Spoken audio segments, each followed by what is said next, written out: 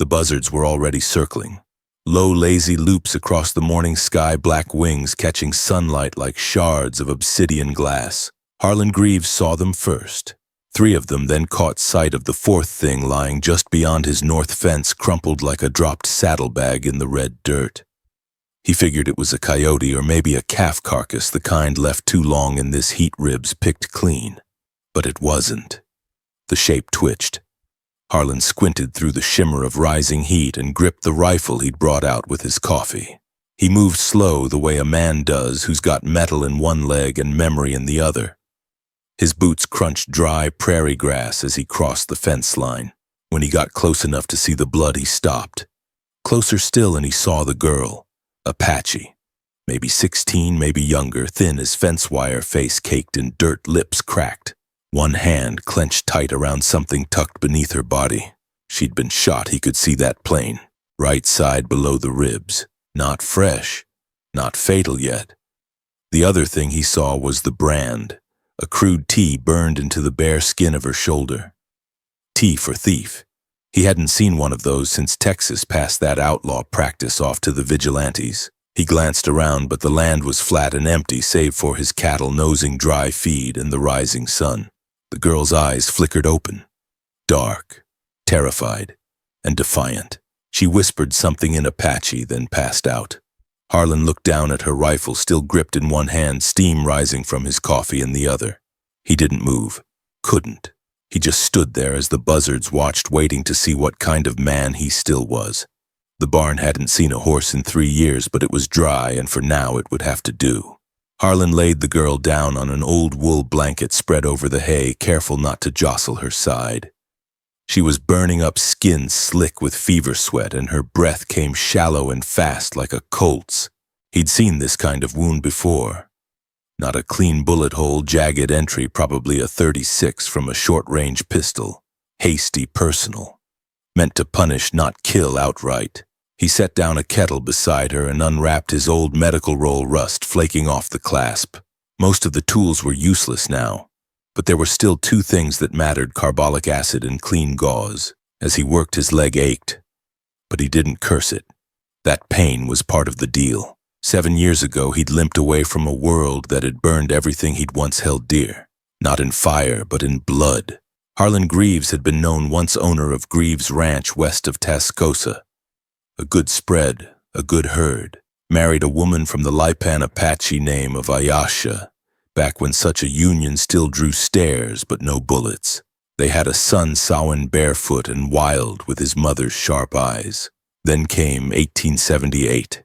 He'd made a deal, let a group of Texas scouts shelter on his land in exchange for supplies, turned a blind eye to what they were hunting, told himself they were chasing bandits.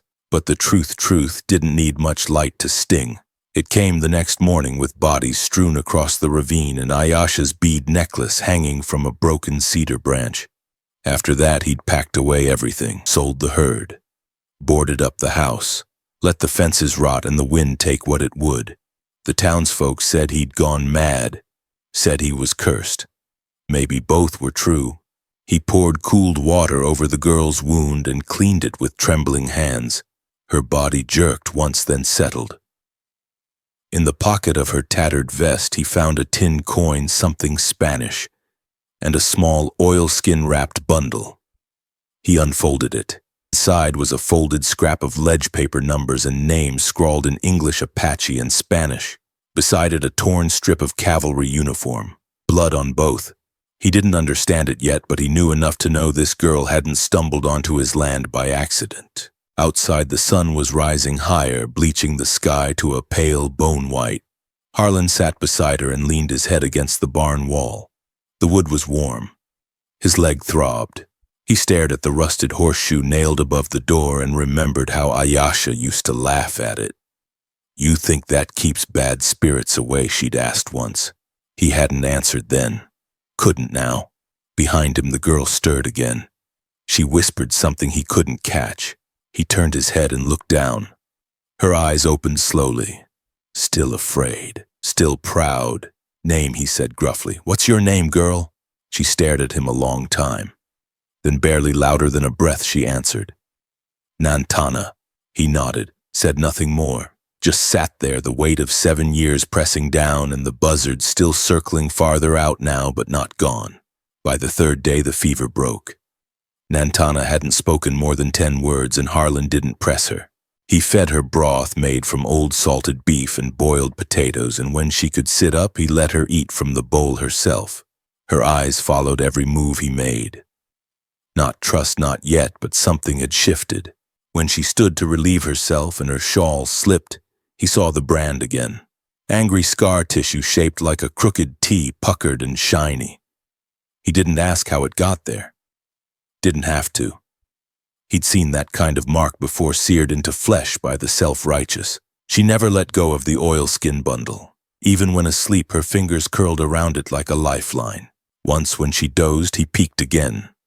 The ledger paper listed 15 names, all Apache or Comanche, each followed by a date and a location: creek beds, trading posts, campgrounds. Some he recognized. Below the list, a second sheet showed signatures. 3 were initials. The last one was a name he knew too well: Declan Holt. That name tasted like gunmetal in Harlan's mouth. Declan Holt, cattle baron out of Tascosa. Big man, big money. Ran his crew like a private army. Bought men with silver, buried those who couldn't be bought. Holt had ridden with the same scouts Harlan once hosted. He remembered Holt's face clear as sunrise, crooked nose, gray beard, voice like gravel in a dry pan. And he remembered the sound of Holt laughing the morning after the massacre. Cleaned him out good, he'd said, hoisting coffee over the smoke of burning cottonwood. Nothing left but bones and beads. Harlan looked over at Nantana, now curled under the blanket with her knees to her chest, still breathing, still holding that cursed little bundle like it held back the whole world. That night she finally spoke. He was sitting on the porch lantern burning low when she stepped outside, barefoot and silent. "They killed my brother," she said. No preamble, no tears, just the fact. 2 days' ride east, found him and 3 others. Took the map from his coat, thought it was just a list. It wasn't. He asked. She shook her head. "It's proof, names, places, signatures, ledger of the dead. My brother's idea." She looked up at him, wind brushing her hair back from her face. "They burned his body, but they missed the papers." Harlan took a long breath. "And now they want it back." Nantana nodded. "They branded me, said I was a thief. Rode me down with dogs. I ran. They'll come looking, I know." For a while neither of them spoke. The land around them stretched wide and dark, crickets buzzing like tiny saws. "You should go," he said finally, "before they find you here." Her eyes didn't flinch. "You want me to go?" He looked away. "I want to stay invisible. You make that harder, then I'll leave. You'll die, then I'll die." That settled like a stone between them. After a long silence, he stood and limped back into the house. She followed. He didn't stop her. That night she slept inside on a cot near the stove. The bundle stayed clutched in her hand. The tea on her back burned like an accusation. Harlan sat in the dark staring at the coals and wondered how many more sins were still waiting to come knocking on his door. The first sign came at dawn: hoofprints, deep fresh, lined in a half circle near the edge of Harlan's southern pasture. 15, maybe 20 riders, the prints too clustered to count clean. He crouched beside them, fingertips brushing the dirt. Shod horses, heavy. Riders packed for distance, not cow hands, not ranchers. This was a search party. Harlan didn't wake Nantana. He just stepped back inside and loaded every gun he hadn't touched in 7 years. A Sharps rifle with a cracked stock. His father's scattergun. The Colt he used to wear at dances. All of it cleaned and ready by noon. She didn't ask questions. Just helped stack water jugs and salted jerky in the root cellar. Harlan noticed the way she watched the windows. She was used to being hunted. They came that evening. 25 riders at first.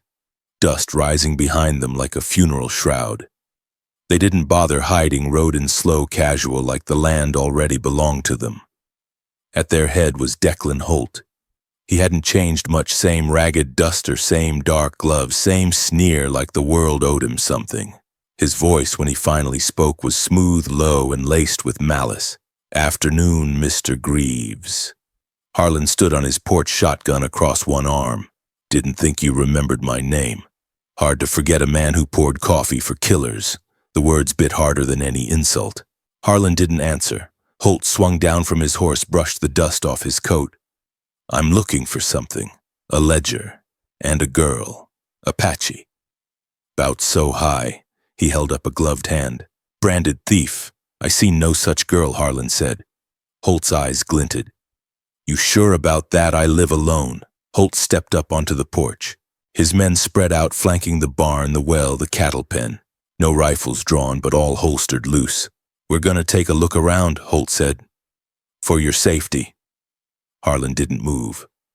That ledger's just paper.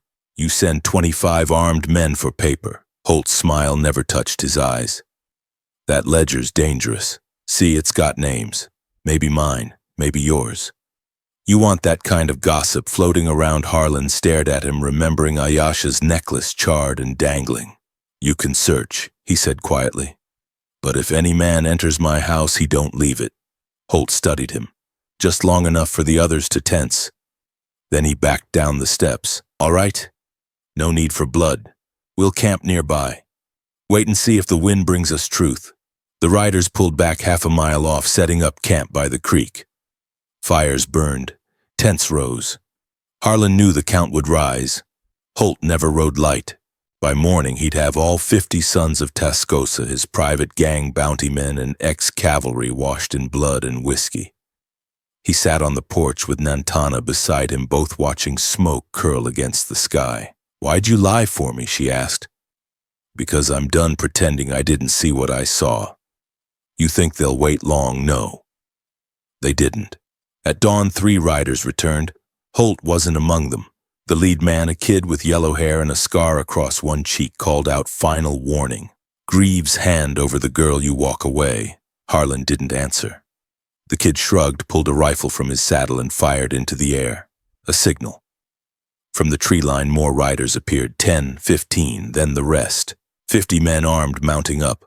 Holt among them, mounted on a pale horse, like a man waiting to be crowned. Nantana stood behind the doorframe, clutching a knife. We can run, she said. Harlan shook his head. Nowhere, they won't find us. Then what? Then we hold. One way or another, she didn't argue, just turned and vanished inside. A minute later, she returned with the oilskin bundle and the ledger inside. They want this. That's what they'll kill for. She held it out to him. Then you decide. Harlan took it. Heavy for paper. He turned, stepped off the porch, and lit the fire pit with one match. Flames leapt up. He held the ledger above it. Holt's riders leaned forward in their saddles. Even from this distance, they could see it. No, someone yelled. Stop, Harlan, let the fire lick the edge of the paper, let smoke curl from the corner. Then he pulled it back. Come get it, he shouted. But bring all your ghosts with you. He turned, went inside, and bolted the door. Nantana looked at him, terrified and calm all at once. You just declared war, she said. Harlan nodded. It was already here. Outside, the air thickened. 50 horses shuffled, 50 rifles loaded. 50 riders stared at the house on the hill, at the man who disappeared now, standing visible again, at the girl with the branded back. Holt raised one hand, and the charge began. The first bullet punched through the side of the house, splintering wood above Nantana's head. She didn't flinch. Harlan had already rolled the scattergun onto the table barrels aimed at the front door. Outside, hoofbeats thundered closer, the sound of war slamming down across dry earth like a sudden storm. Window, he barked. Nantana ducked to the left, grabbing the Sharp's rifle. The barrel was almost as long as her arm. She'd never fired one. Still, she knelt behind the broken window frame, teeth clenched. The riders came fast. 2 rows of 10, the rest flanking on the sides. Not reckless, tactical. Holt wasn't a fool. He meant to draw fire, test resolve, break the man before full pressure. Harlan let the first pair get within 10 yards before he fired. The scattergun roared. One rider flipped backward off his saddle. The other screamed and crashed into the fence post. Nantana fired a second later, the shot going wide. She cursed in Apache. Aim for the heart, Harlan growled. Not the noise. I see them. Then kill them. The next shots came from outside. Lead thudded into the walls, shattered glass tore shingles off the roof. Smoke filled the house. Harlan crawled to the side window and used the Colt to put down another rider circling left. He'd set traps, tripwire spiked boards pits with sharpened stakes, but the sons moved like they'd seen this dance before. They avoided the obvious. Adapted fast. "We can't hold this," Nantana said. "Not forever." "Don't need forever," he replied. "Just enough. Enough for what." Harlan didn't answer. He opened the trapdoor to the root cellar and pointed. "Go." "I'm not hiding. You're protecting something." She hesitated. "You think I'm worth this?" He didn't look at her. "Ain't about worth." Outside they heard the horn's 3 sharp blasts. A signal, then silence. The kind that squeezes lungs and makes your teeth ache. Harlan pulled open the ledger, flipped past the names to the very last page. There, scribbled in a hand he recognized from long ago, was a single phrase: Owl Creek Massacre, Greaves Land, Winter 1878. Below it one name, not Holtz, his own, witness Harlan Greaves. His chest tightened. "God forgive me," he whispered. "What?" Nantana asked. "They kept my name in it. That ledger?" "Your name's in it. I thought I'd just stood aside." "I didn't. I signed." A long pause. "I signed the death of my own family." She stared at him, face pale, not with fear, with recognition. "Ayasha," she said. "You were Ayasha's husband." He looked up sharply. "How do you know that name?" "My brother told me." "She was my mother's sister." Her eyes filled. "Your family." The revelation struck like lightning through bone. Outside they heard the low growl of riders regrouping. "They'll come again," she said, "more than before." Harlan stood slowly, limb-stiff guilt burning in his stomach like rot. "Then we finish it." She stepped beside him, loaded the sharps. Together. The second wave hit harder. Dynamite shook the barn to splinters. Smoke poured through the cracks in the floorboards. A fire started in the corner of the kitchen. Nantana fired through the smoke, dropping one man clean. Harlan gunned down 2 who made it onto the porch. The front door caved in with a crunch. 2 men rushed in, one with an axe, the other with a torch. Harlan shot the first in the chest. Nantana tackled the second, driving her knife into his throat with a cry that sounded like all the dead screaming through her lungs. The man fell, torch still burning. She kicked it aside. Another bullet tore through the wall, grazing Harlan's side. He staggered. Blood soaked his shirt. "I'm fine," he muttered, tying it off with his belt. "Keep firing." But the truth was he was slowing. Bleeding too fast. His vision swam. "Take the ledger," he said, pressing it into her hands. "Run." "No, run, damn you. They'll follow me." He paused, chest heaving. "Then I'll give them something to follow." She understood. Didn't like it, but understood. Together they made their way to the back door. Outside, smoke curled up from the barn ruins. Holt's riders had begun circling again, slowly this time, cautious. Nantana darted out first, crouched low, hugging the side of the house. Harlan staggered out behind her, rifle raised. "Go!" he shouted. She sprinted toward the brush. 3 riders spotted her, gave chase. Harlan screamed, firing wildly, forcing them to split. Then he stepped into the open, shot his last round into the air, drew their eyes. Holt saw him. Rode forward, slow, pistol raised. "You should have handed her over, Greaves." "I did worse once," Harlan said. "Did nothing." Holt leveled his revolver. "Then I guess this is just more of the same." The shot rang out. Harlan dropped to his knees, then flat onto the dry ground. Blood pooled beneath him, but he smiled, because behind Holt, in the haze of smoke and gunfire, a faint figure was riding fast, disappearing into the northern hills. The ledger was gone. The truth would live. Holt looked around, eyes narrowing. "Find her," he roared. "Bring her back," his riders scattered. But the wind was changing. From the east, war drums echoed across the plains. Apache. Not just one. Many. Harlan, half-conscious, heard the beat and smiled through bloodied lips. Holt had drawn too much attention, killed too many. And the land remembered. As the light faded, Harlan closed his eyes and whispered one word, Ayasha, into the dust. Nantana rode blind through smoke and dusk, her hands slick with blood that wasn't hers, and the ledger pressed tight against her chest. The hills turned gray, then black, the moon caught in low clouds like a wounded eye. She didn't know how far she'd ridden, only that the world behind her burned. A single lantern swung at her hip, not lit. She wouldn't risk being seen. Somewhere behind, Holt's riders searched, howling through the dark, cutting torchlight across the brush like bayonets. But they didn't know these hills. She did.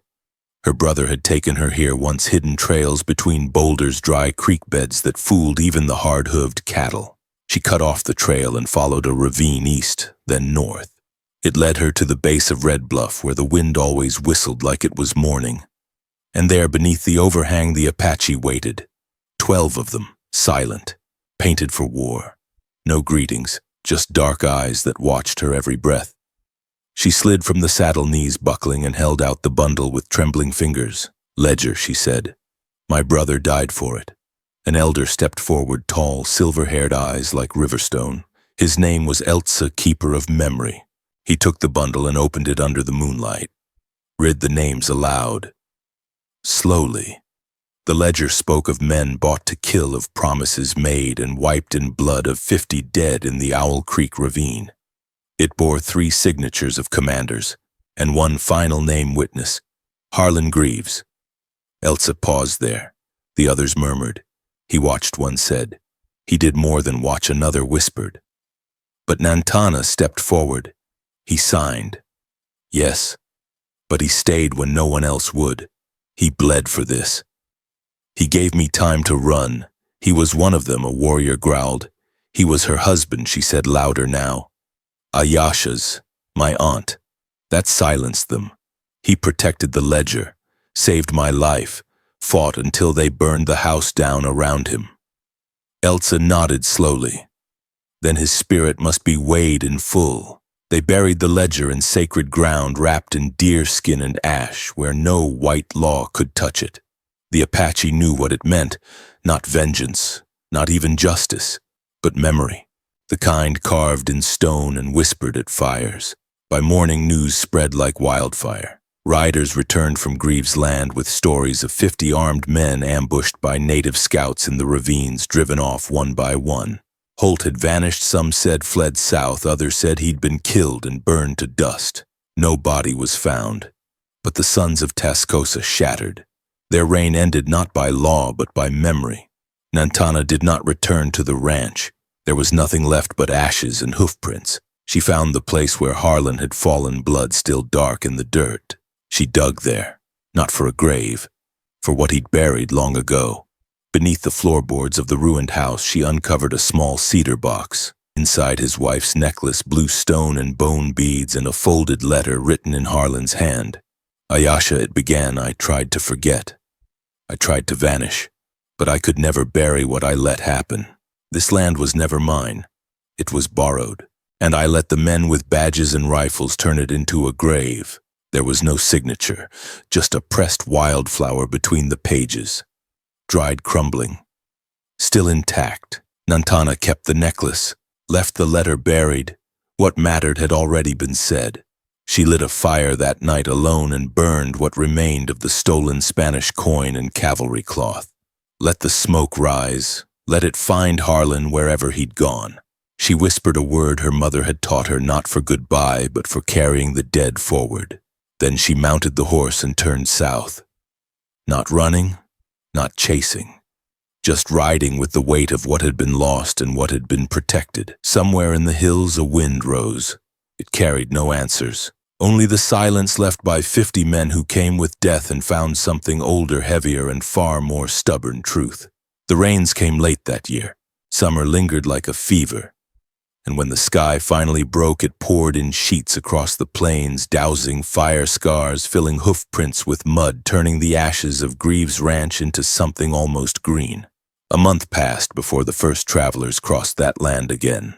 Hunters mostly drifting north with the herds. One of them, an old Comanche trader named Sabatu, stopped near the ruins for shelter. He found nothing but blackened beams, a rusted rifle barrel, and a charred leather belt coiled like a sleeping snake.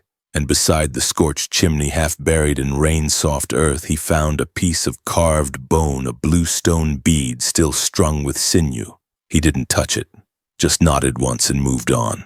In the town of Tascosa, whispers stirred like dust in a bottle. Folks spoke of Declan Holt vanishing, of the sons of Tascosa disbanding, some fleeing east, others turning up dead in border towns. But none spoke loud, and no one rode near Owl Creek anymore. Not since that summer. In a quiet village near the New Mexico line, Nantana lived among her people again. She said little, worked hard. At night she taught children to write names in both English and Apache, her voice soft but firm. The necklace stayed in her pocket. The scar on her shoulder healed into a pale slash, no longer a brand, just a mark.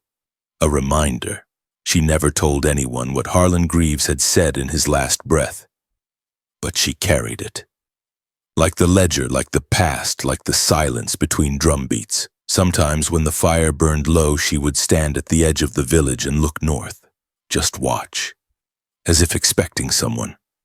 Or maybe just remembering.